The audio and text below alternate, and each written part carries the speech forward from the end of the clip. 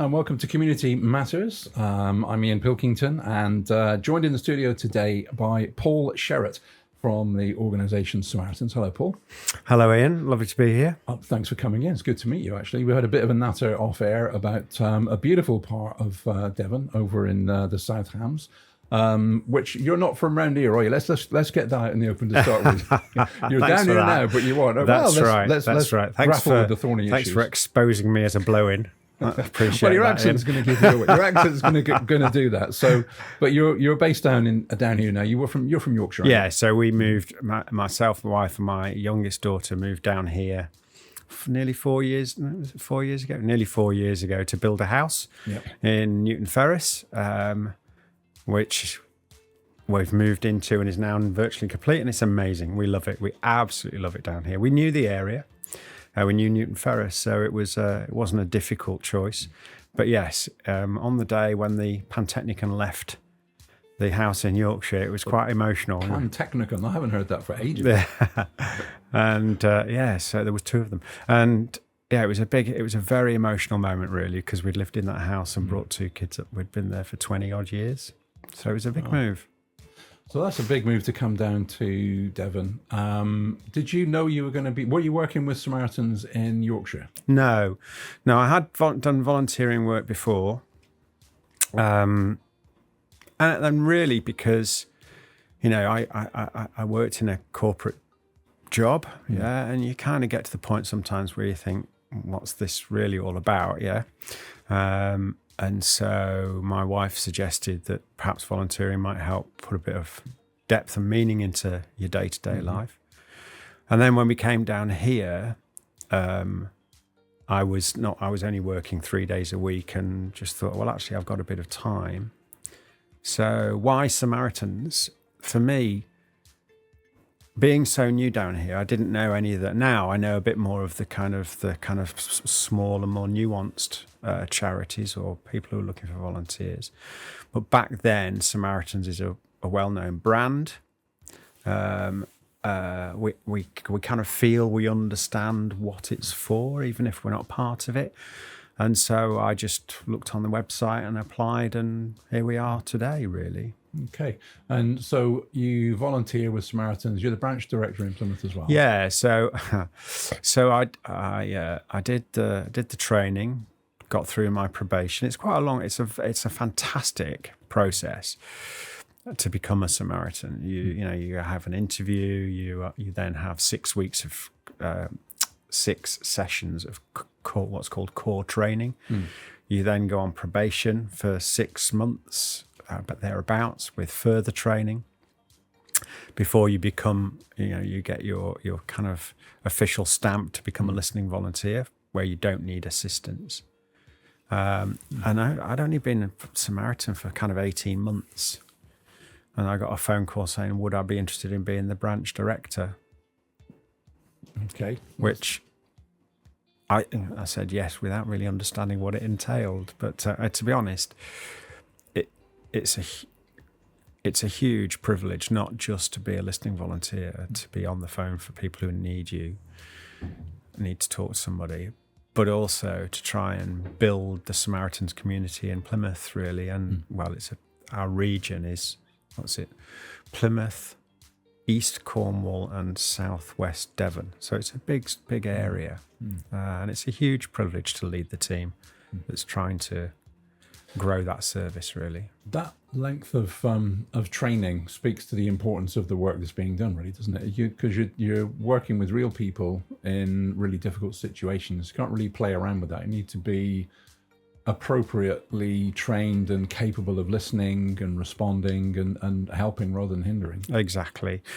The core training is absolutely vital, because there's also, with Samaritans being a national organisation, there's a lot of policies and procedures that you need to be aware of. There's ways of talking that you need to be aware of. I mean, we pride ourselves on listening and listening without judgment, so people can call us about anything that's on their minds, and and it's a central line, so you can be talking 1 minute to somebody in Birmingham, and then you put the phone down, and the next minute somebody in Aberdeen, And so you're there in that moment for that person to listen, really, because one of the key things is that we are not there to give advice. We're there to give emotional support, however that person needs it. That's a good place for us to take a break. We're going to play the next track, Paul, and we'll be back to hear more from Paul. Don't forget, if you've missed the beginning of this interview or any part of it, we'll give you the listen again details in a little bit. We'll be back with Paul Sherratt from Samaritans right after this.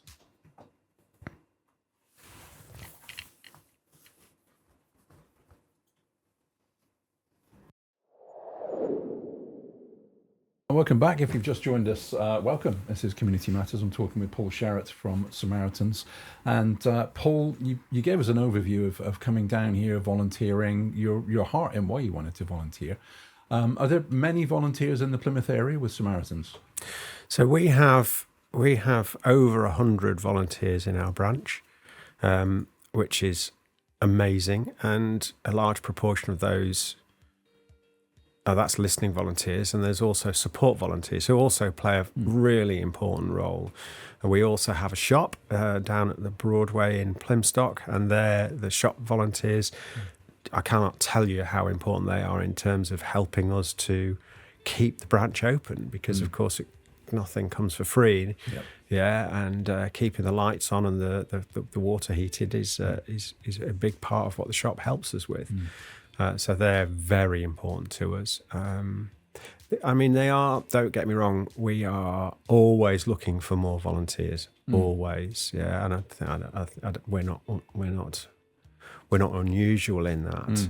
Retention's a challenge, but we have some volunteers. There's a couple of volunteers actually who've been with Plymouth for over 30 years. Wow. Amazing. So, I mean, the community that I work with at Plymouth Samaritans are amazing. And, people give as much as they're able to give. Yeah. And I can't tell you how much I and we appreciate that. So what's the typical day in the life of a volunteer when they're working for Samaritans? So what kind of things, physically, what's it like? I mean, we can probably maybe even touch on what's the emotional impact and how you care for your folks, but what's a day in the life like? That's a good question, actually. And yeah, I'd like to tell you a little bit about how we look after one another. So we have because we're a big organisation, Samaritans. We have a central organisation as well as, I think there's 200 branches in the UK, and something like 20,000 volunteers. They're not always on. So we aim to provide a 24/7 service across the country. So we have a system, and on that system we have something called a rota, and you sign up to 3-hour slots on that rota. We hope that people will be able to do one of those things, we call them duties, one duty a week. And of that, we hope that through the year they'll do 4 or more night duties. And because in Plymouth, I think we do 3, without it in front of me, I don't even remember it, but we do at least 3 24-hour slots where you basically get there at 1 o'clock and leave at 4, or you get there at 4 and leave at 7, and those are really, really important, because through the week, that's between 2 o'clock and 6 o'clock are when the calls spike, and the wee small hours. Correct, and the national queue can get very full, and unfortunately a large number of calls go unanswered because there aren't the volunteers on duty nationally to cope. So we go. We're very lucky. We've got a base in Plymouth, in Oxford Place, where that's our premises. Yeah. Needs a bit of tarting up, but we're on that. And in there's the duty room, and you go in and you sit in a room a bit like this with a colleague, and you plug yourself in, and the phone rings, and you speak to people. Or we do emails as well. And if you've got a challenge or or you need to talk to somebody, then you've got a duty partner to talk to while you're there. And they support you through that as you're through that duty. But at the end of it, there's also an offload. So at the end of your 3 hours, excuse me, at the end of your 3 hours, there's a leader on every shift. And you phone that leader to talk through what's been happening. So that if you need a bit of emotional support or some emotional support, there's somebody there to make sure you're okay too. Because we take notes, but we shred those notes because data protection is really vital. So we shred those notes, but of course, we want to make sure you don't take things home with you in your head. Yeah. So that offload helps you to, in effect, kind of park that duty. And when you leave all of that, whatever duty you've had, you leave that behind you. Because that's a really important and not as easy as it sounds life skill, being able to put things on one side. I know there's a practice that friends of mine walk in called benevolent detachment, where you just say, I'll now put that over here. It's real, it's happened, but I won't carry that. But it takes some practice and some help to get to a place to realize, A, that you're permitted to do that.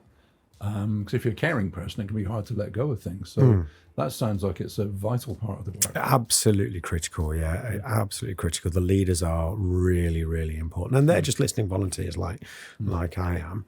And we also have a big volunteer support team as well, because looking after our own emotional well-being is also very, very important, and it isn't always easy to leave it at the front door. And so we keep an eye on people from the point of view of looking at how they're doing from a duties perspective. And if we see any changes, then we reach out to them to check that they're okay, because we have to look after one another as well as looking after the people who call us, really. Yeah. And all these people going through this, working sometimes in the wee small hours for 3 hours at a time, listening to people, doing that repeatedly. The folks you mentioned doing that for 30 years, and that's all voluntary. That speaks to, it must be a fulfilling volunteer role for people that really, it gets who they are and what they want to do in life. Yes, I mean, I think it's so. I was at the end of one of our core training sessions on Sunday, and it feels a bit strange to describe what we do as enjoyable, because you talk to people who are struggling, really, and let's be honest, sometimes those are lonely people. They're not always people who are thinking about ending their life. So to describe it as enjoyable does seem a bit weird, but actually I try to encourage people to understand that that's perfectly normal. It's a good thing, because that means it's a positive experience, really. And there's nothing to be ashamed of if you walk out and go, well, that was a good shift, because you've helped some people, and how isn't that a good thing? I think that's absolutely right. Listen, that's brilliant to hear as well. Let's come back to that. Take a break for some music, and we'll come and hear more from Paul right after this. Paul, you've when we spoke before that last track, you were just saying the slightly anachronistic thing that it's an enjoyable role to have sometimes, being a Samaritan's listener, and in a role like that, you can feel, I would imagine, from friends who do counselling and friends who are involved with people in levels of distress that I know, that they have similar things. It's a worthwhile thing to do. That's the enjoyment, isn't it? You've gone beyond your own boundaries and helped somebody else, even just by listening, not fixed anything, but you've given something beyond yourself. And I think as well, it's, and it's something very personal to me, this, which is, I think, I always try and remember that it's our callers that are important. And as the branch director, for me, it's still about centering what we do around what our callers need, and so trying to find ways to help our volunteers fit Samaritans into their life, because it is quite a big commitment. So we're trying to make that more flexible so people can fit it more adequately, because we want people to stay a little bit longer if we can. So how do we fit it into their lives, and how do we look after them through being a Samaritan? But all of that, is, and how do we as the Plymouth branch be there for when our callers need us the most, because it's our callers that it's there for. And like I said, as branch director, that's the thing that our aim as a branch is to make Plymouth branch a place that people want to be in, be happy in, enjoy being part of a community, in order so that we can be there when our callers need us the most. Yeah, because you're not being a Samaritan for your own sake. You're not being a Samaritan. The Samaritans doesn't exist for the Samaritans. It exists for the people that need the service. Absolutely. And that support. So outside of work, do the volunteers socialise? Do you get together? There's that kind of framework of support? Obviously there's me, and I have a leadership team, and part of that leadership team I've already mentioned volunteer support, but I also have an outreach member of my leadership team. So they're called deputy directors. So there's outreach, there's training, there's recruitment and all that. And so we do try and get out to schools, and we take part every year in Armed Forces Day to kind of spread the message. And if people need emotional support there, we don't do face-to-face in the office anymore since COVID. But if people need us when we're at an event, then we will try and give them that emotional support there. And increasingly over the last few years, we've started to do more things which try and get people, we call them let's talk, where people come in and we'll have a bit of lunch. And because can be an isolating experience, because you're only in, there's what's called a duty room, and there's you and your duty partner. And you don't always, there isn't a common room. There's just the two of you in the building, really. So we're trying to change that. We're trying to do more things that get people together, so they get to know one another. They get more support out of it. Yeah. And in actual fact, on the 17th of July, so next week, oh my God, we've got our AGM, which again is another opportunity for everybody to get together. But we are trying to make it so that it isn't just those kind of formal constitutional gatherings. These, things where we'll get a dozen people and have pizza and chat about challenges and see how they're doing. So we are doing much more of that, which is great. Because when you go through something that's challenging, which it's going to be emotionally challenging. Maybe you can speak to that in a minute. But that role of volunteering is going to be, I would imagine, emotionally challenging, because you're dealing with real life situations, real people. Yeah. Knowing others who've got a shared experience with you in that can be quite a thing. I think of my friends who are in the police who there's a dark humor that goes with that kind of emergency services work as well, but that's a real relief and a real letting off steam vent. Absolutely. And we've been lucky that I can't remember the guy's surname now, Steve, who has Rockets and Rascals, Black Cat, and one in Devonport whose name I can never remember. He's been very supportive, and we've used their bases as places to meet and gather. And we've actually had events in those cafes to talk to people as well. So, we try and get out of the branch as well, just to change. We had one recently at the Hyde Park pub in Mutley, which was fantastic. And those kind of things, make you're out of that environment. You're more ready to chat. And that helps. And things like, City Bus recently branded a bus for us. And so we're sat in the Hyde Park pub and the Samaritans bus went by. Everybody gave a big cheer. It was great. So, we're trying to do more of that. Very good. Very good. Look, we'll speak a little bit more about maybe how people could get involved and find out more about Samaritans themselves. We're going to take a break for some music, Paul. We'll be back with Paul right after this. Paul, you've given us a bit of an insight into what it's like being a volunteer. I'm sure there's a lot more that could be said, and you may want to add to that as well. But if people want to find out how to explore becoming a Samaritan, Yeah. You mentioned you're always looking, or often, like every volunteer organisation, looking for Everyone, yeah. recruits. What's the best point of contact? How do people engage with Samaritans if they want to find out more about volunteering? It's surprisingly straightforward, actually, because we are a large organisation and therefore we've got kind of central systems. So the way I did it and the way that people do it is you go to Google Samaritans and go to the Samaritans website, and if you go through that, it will tell you more about what being a Samaritan means and how it works. And there will be a button that says volunteer, and you just click on that. And it'll bring up a form that you fill in, and that goes to the relevant branch. Now, because it's a while since I've done it, and I'm not the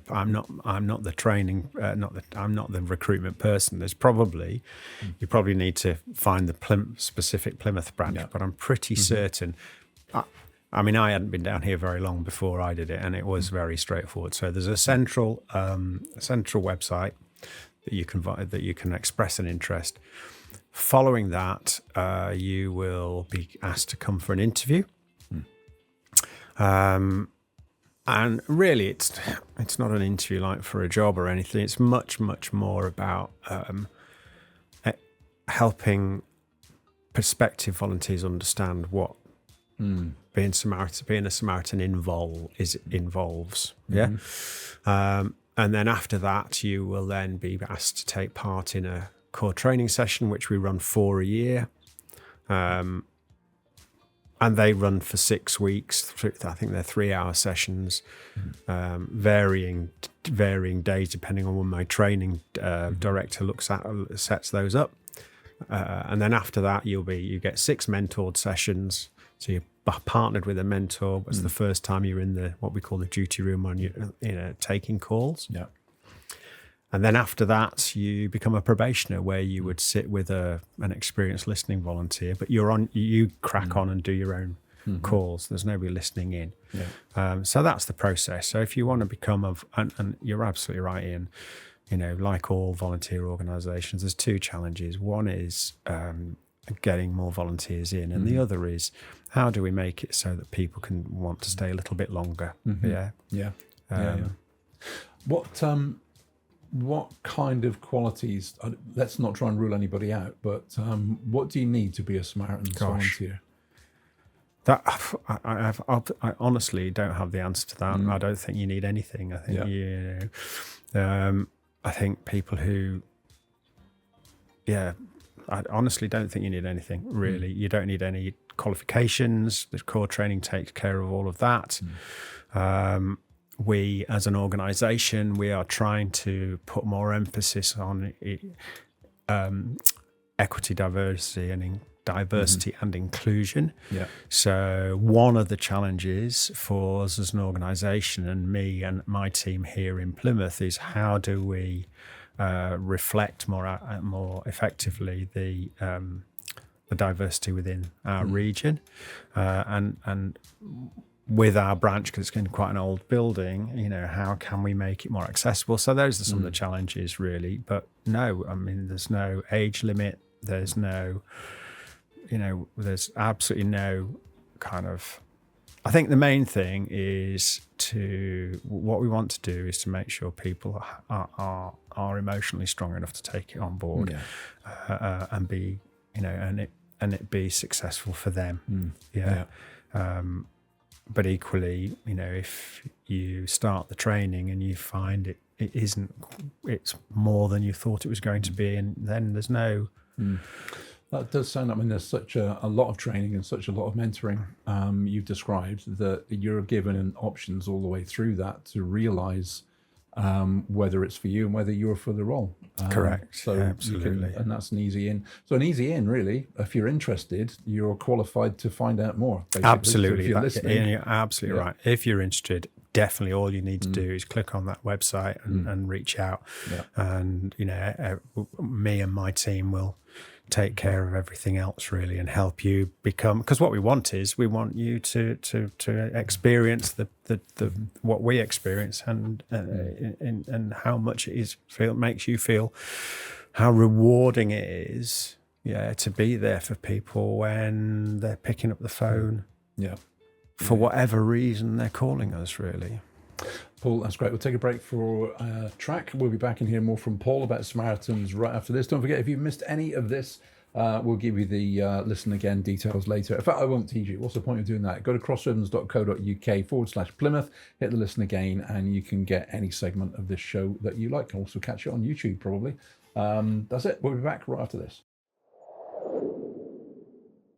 Paul, you've talked kindly and really helpfully about what it's like being a volunteer, how to volunteer.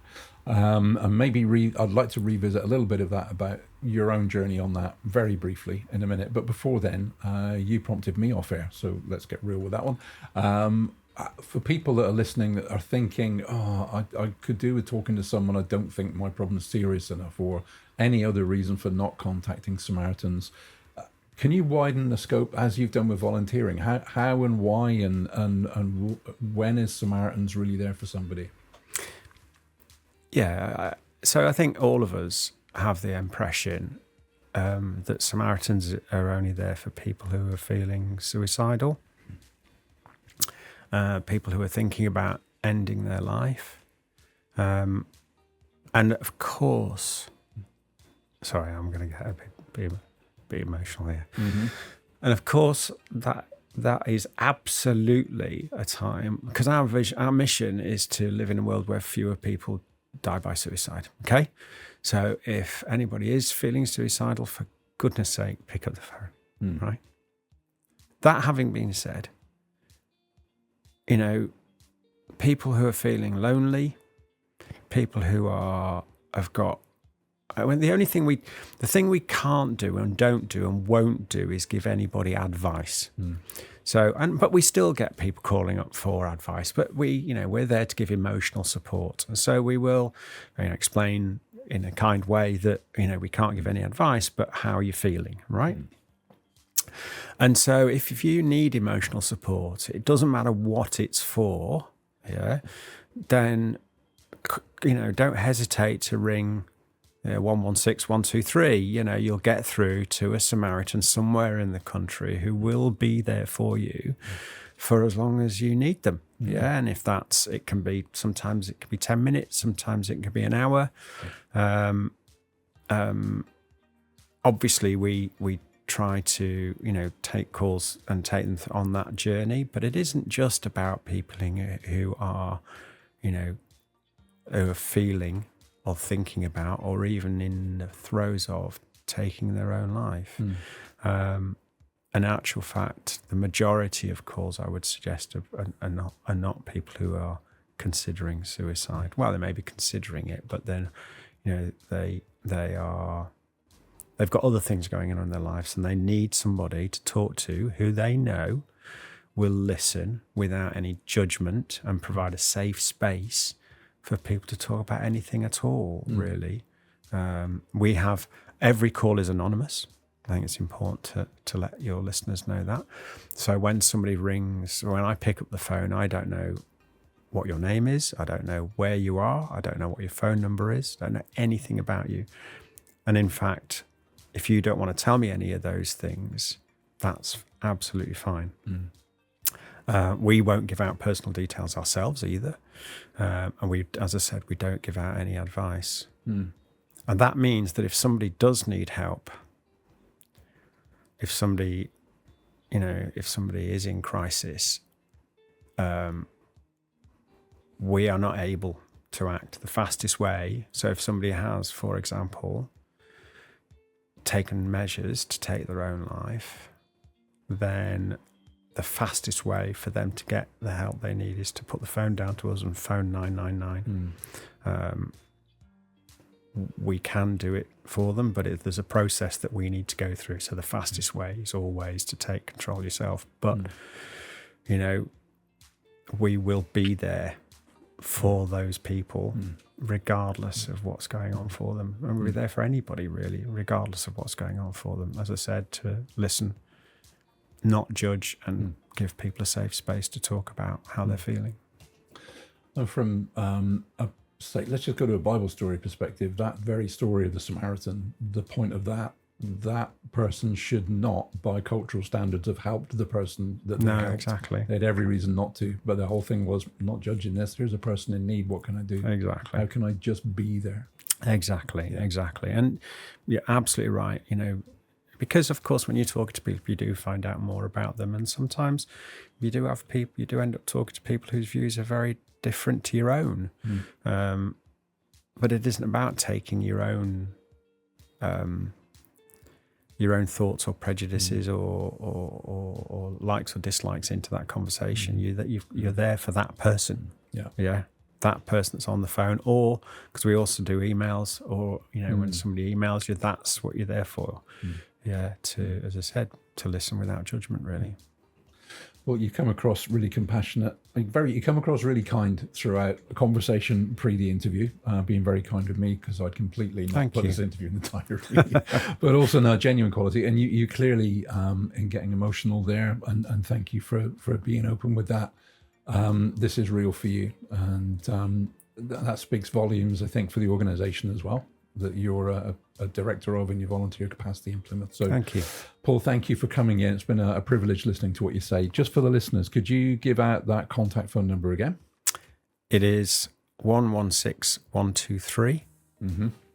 And the website, just Google Samaritans, I guess. I think that's the easiest and way. Find out how to get engaged. Exactly. And I know we'd love to see you, really, and for you to join the team. That's great, Paul. Thank you very much. All strength and grace to you and what you're doing. And, thank you, Ian. It's been a pleasure. It's been a real pleasure. Thank you. Right, folks, if you want to listen to any of that, check out the Listen Again page if you missed the beginning of that, or if you want to share it with your friends, check our socials, check our website. It will be on Listen Again. If it's not there now, it will be there soon. crossrhythms.co.uk/Plymouth. Stay tuned for more music and life, 24 hours a day, 7 days a week here on Cross Rhythms, and I'll be with you next time on Community Matters.